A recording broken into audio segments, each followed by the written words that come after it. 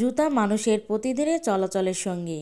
এই জুতা ছাড়া আমরা কিন্তু এক পাও চলতে পারি না। ঈদকে সামনে রেখে কেমন হচ্ছে এবার জুতা বিক্রি তা জানতে আমরা গিয়েছিলাম জুতা তৈরির সাথে যারা জড়িত সেই সব কারিগরদের কাছে। খুলনার শঙ্খ মার্কেটে এই কারিগররা দেশীয় স্যান্ডেল নিজেরাই তৈরি করে বিক্রি করেন। ঈদের মাত্র কয়দিন বাকি থাকলেও তেমন ক্রেতা আসছে না এখানকার জুতার দোকানগুলোতে।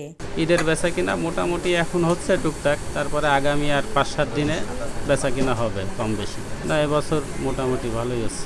আমি এই দোকানে চাকরি করি আজকে 20 বছর, তো বেচা কেনা মোটামুটি আল্লাহর মতে ভালো।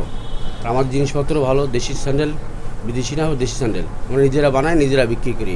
অনেকেই বলছেন 5 আগস্টের পর থেকে শঙ্খ মার্কেটে কেউ আসতে চায় না, সেই কারণে বর্তমানে তাদের ব্যবসা একেবারেই নাজুক।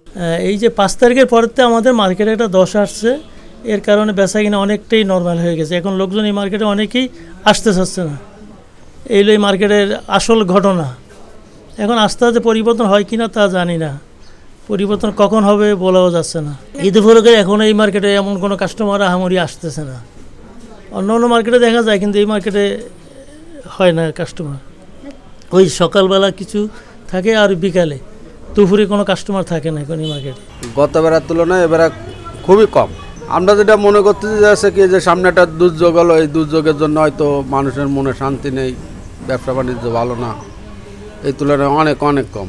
মানে আশা তো এই বর্তমানে যা দেখতেছি তাতে তো তেমন ভালো কোনো আশা করতে পারতেছি না।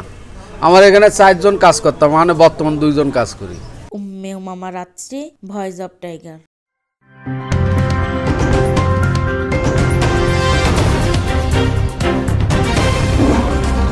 Voice of Tiger.